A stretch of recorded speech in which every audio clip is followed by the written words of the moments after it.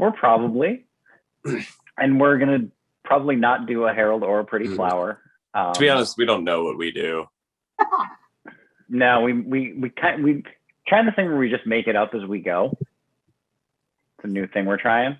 Yeah. So to help us out with that, could we just get a really good word? Halibut. Great. Or worrisome. Worrisome and halibut. Worrisome halibut. Those are our words. Thank you so much. Thank you. My dearest Reginald, it has been 3 weeks since last you set out on your fishing boat, trying to bring in money for this family. 3 of our children have left. The 4th one is packing his bags. Please return soon with all of the fish that you can find, or I fear that I may be next. Love eternal, Gwendolyn.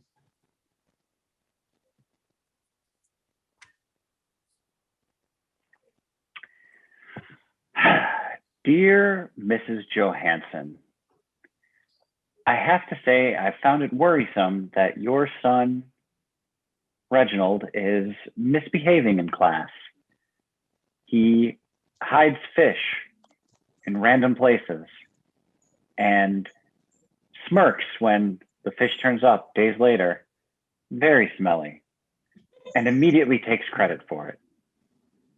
That's perhaps the most worrisome, that he puts all of this effort into expert pranks, but has no patience to string people along and let them think someone else is responsible. He immediately takes blame for these fish pranks, and quite frankly, I'm either going to need him to do better pranks or stop hiding fish. Sincerely, Mr. McGillicuddy.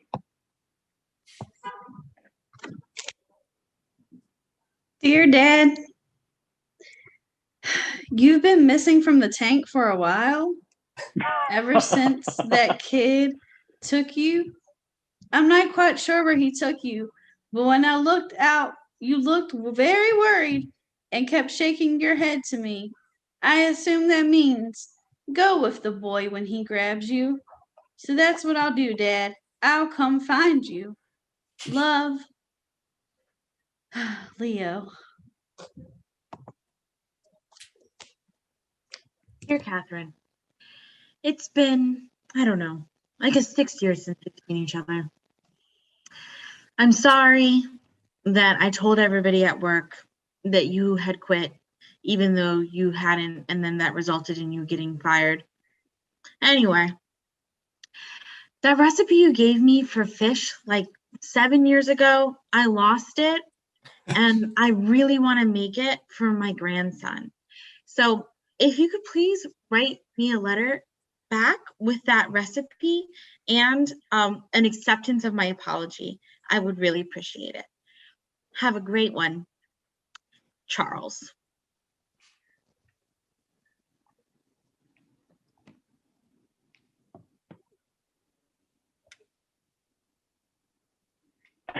Oh my God, Chris, thank you for meeting me after all these years. God, college was crazy 20 years ago, and we were roommates and everything, right? Oh yeah. We had some wild nights that honestly, like sometimes I scroll on my Facebook and I'll pull them up just to remember those good times I've had. Yeah. Do you remember when I was playing GoldenEye, like 007, and I lost the code for the last boss, and you wrote it in, like you said you'd write it down for me. Do you still have that? You still play that game? That was like on Sega. 20 years ago, yeah. Yeah, that was on Sega. I didn't even know they still made that game. Okay. Yeah, no, I was just I figured, you said you're gonna give me the password for the final boss, and I thought I'd collect, it's just it's really important to me. I think I wrote it on like probably some like top ramen packet. But no, you definitely did. Oh my God, you have such a good memory. That's crazy. Yeah, no. So like assumed. Yeah, still that have- top ramen's gone. I had to use the packet. I mean, who eats ramen without the flavoring? I mean, yeah, that's ridiculous. But Uh, I can help you though. I can help you. There's a thing now that I've learned about that helps you look up things that you would have forgotten. It's Google. Um, Google, we can Google it. I'm sure Google has the answer. I mean, I'm sure you're right, but Oh, I no. thought that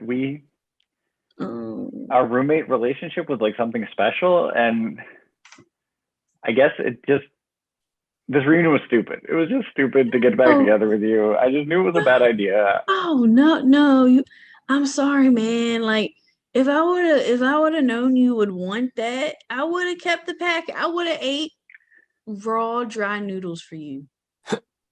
If I Stop knew. patronizing me. No, I'm serious. No, man. you wouldn't have eaten raw dry. That's Do you want me to go get some ramen right now and prove it to you? I will do that. I will. There's a 7-Eleven right there. it's not gonna get me the code to get to where you fight 006 on the antenna dish, the satellite dish. So you put me through enough pain. The last thing I want is to put you through any pain or suffering. And there's nothing worse than dry, unseasoned, unflavored ramen. It's like eating straw. It is, but I would do it for our friendship. I will go get ramen, eat it raw, Google the code, and then write it on the packet like it never was thrown away 20 years ago. Too little, too late. Oh, come on. You want to know something really funny? Yeah, I do. I really This do. is like, okay, so before we got into this meeting, I just like kidnapped a kid. I put him in our boss's office. Yeah, I put him in Derek's office, and I called the cops, and I gave him an anonymous tip that the kid was there. Wait, what? Yeah, I mean, isn't that so funny? I can't wait to claim this prank when it happens. No, Okay, no. I'm telling you, Derek is coming in like 2 minutes. He's gonna be pissed. He's gonna go to jail. They're gonna figure it out. They're gonna figure it out. Then you're gonna go to jail. Okay, I talked to the kid's parents. Okay, no one's gonna press charges. The cops don't know that. Derek doesn't know that, but it's gonna be okay. Okay, so you didn't kidnap a kid. You just borrowed a kid with permission and put him in Derek's office. But the police still think it's, Yeah. Mm-hmm. I don't know, I made man. him believe it. It's all part of pranks. Okay, when he comes in here, he's gonna. Yeah, go ahead. Remember the time you deleted everything on my computer and I almost got fired because I lost very important documents? That was. And then it turned out that you had made a backup of everything on my computer and put it somewhere else. But for like a solid 2 hours, I was talking to every boss we have, trying to beg for my job.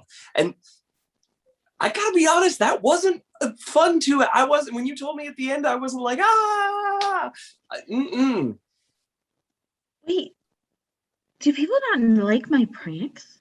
No, they go way too far, and then you're very proud of them when you take credit for them like immediately. Yes, I'm so excited. I spend a lot of time on these pranks. Hannah, I'm just gonna assume that it's you that chained up the kid at my desk. Yeah, it was me. Isn't that hilarious? Hi, Jason. The cops already came. Your parents are on their way to pick you up. They hate me. My parents hate me. I know. They don't care. He's my neighbor. I gave him like $20. Hannah, did you reconnect an abusive family for this? No, they're my next door neighbors, and they just, I wouldn't call them abusive. It's more, it's just what would you say, freewheeling, right, Jason? Neglectful? Yeah, maybe. Jason, do you want to go home? I mean, I did like sitting here with y'all, and y'all gave me So really somebody nice. likes my pranks, right? Somebody Yeah, likes them. Y'all Jason gave me likes nice them. snacks. Yeah. Wait, you Okay. gave Jason my snacks? Yeah. Derek, I really need to know this. Do you not like my pranks? Nobody likes your Th- pranks. This is. I don't think this counts as a prank. This is child Misdemeanor? endangerment, probably. Felony? It's disrespectful. It's at a bare minimum. Did you have to chain him up? I mean, I wanted to make it real. I wanted to make it real, guys. Okay. I admit I it. assumed that I would chain up kids in the office. I knew you didn't do it. It was a prank. So, maybe it's time I retire these pranks, Yes. For the love of God. hmm So I guess it's like, it's not my personality, it's my pranks when people don't Yeah, I mean, they're kind of like part and parcel. The They same, kind of yeah. go together. like me. It's like, it's all you do is the pranks. We'll work on that. I'm going to take Jason home, y'all. Wait, hang on, before you go. We actually love your pranks. Gotcha! Gotcha! Pew, pew, pew. Does that mean I get to stay? No, I don't care. You need to leave. For you. Okay. Yeah.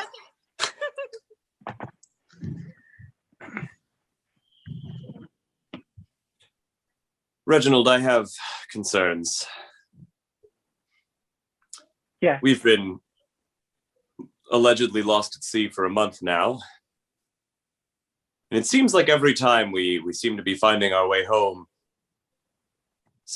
you discover something wrong that keeps us out here even longer. Well, certainly, sir. I'm in charge of the navigation, and I noticed that our bearing is not what is intended to be, and correct the bearing, and here we go, another week at sea.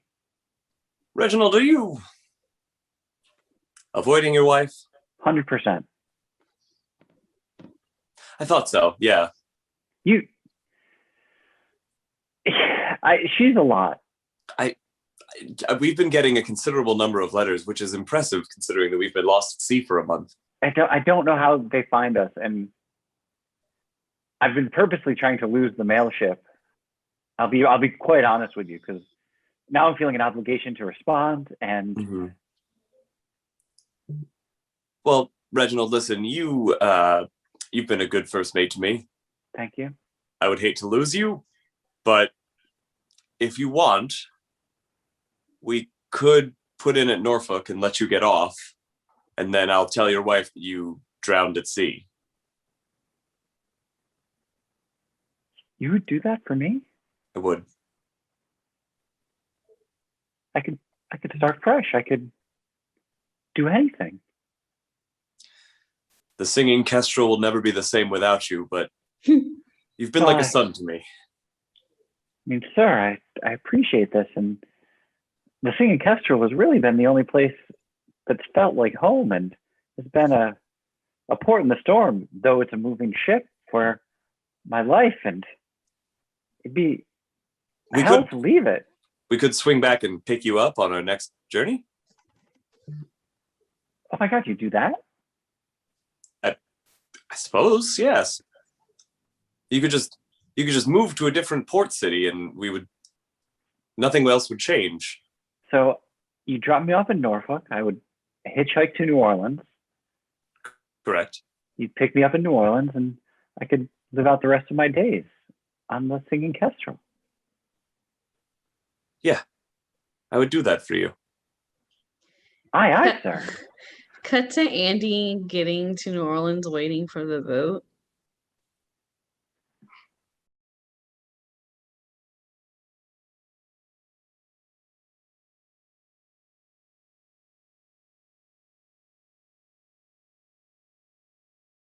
I knew you wasn't dead. I knew you didn't perish at sea.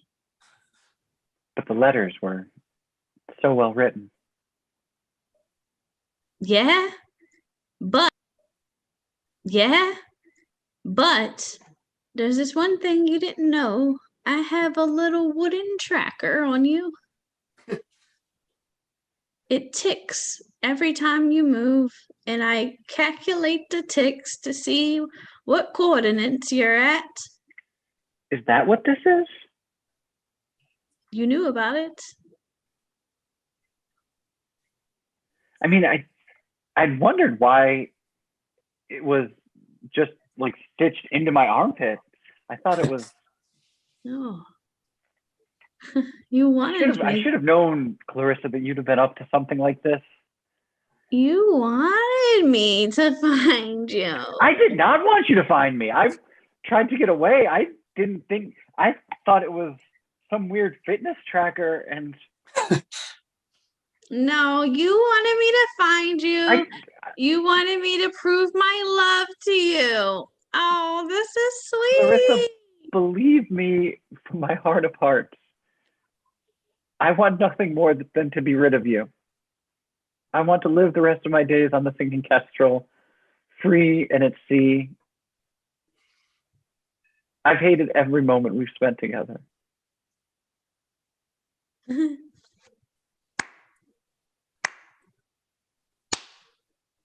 That was a great performance. You're funny. Clarissa, it's no act. There's literally, I faced my death, albeit poorly. Somehow this wooden tracker survived several miles hitchhiking through the backwoods of the American South, only to come here to New Orleans, and here we are. Cut back to the ship later. Well, Reginald, I think we're actually going to have to sink her.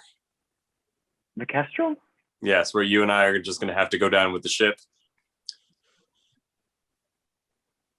It's the only way for you to escape. Just actually die. I mean, you're the smartest man I know, Captain, and what if we just threw the tracker overboard?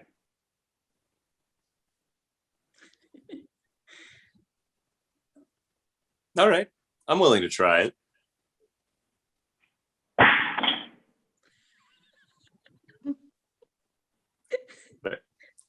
Where to? She's on the boat, isn't she? Yes, absolutely. Yeah, she's down and there she is. Hey. Okay, Tank, we have a lot to talk about today.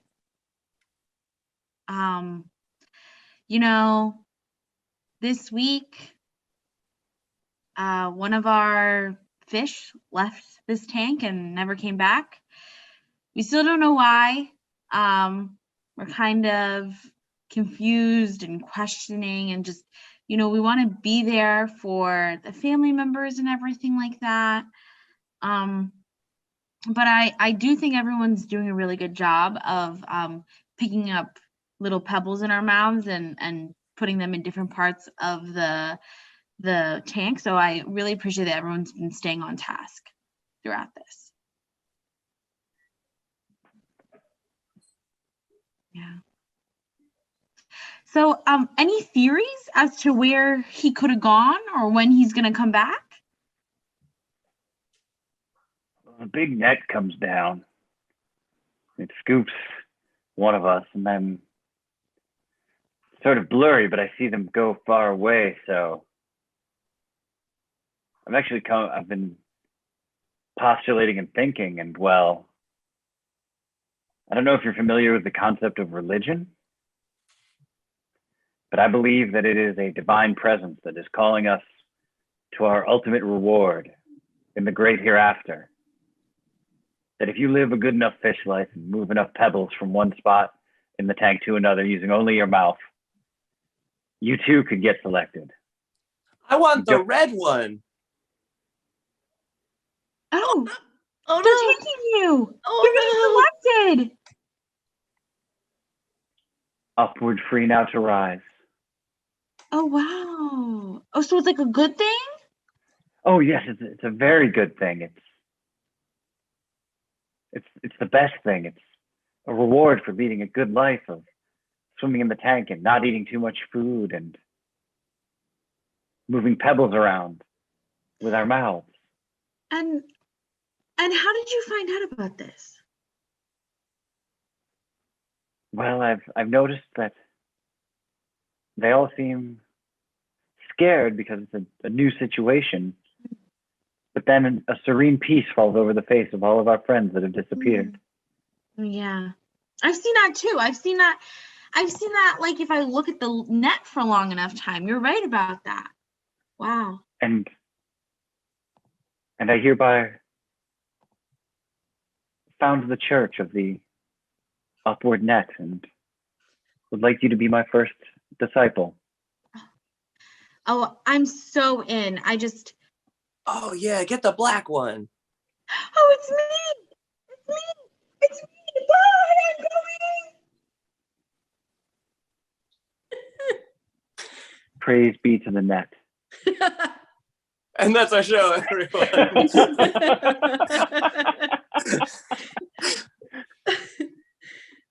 We invented religion. Mhm. Fish religion. Fish Fish religion.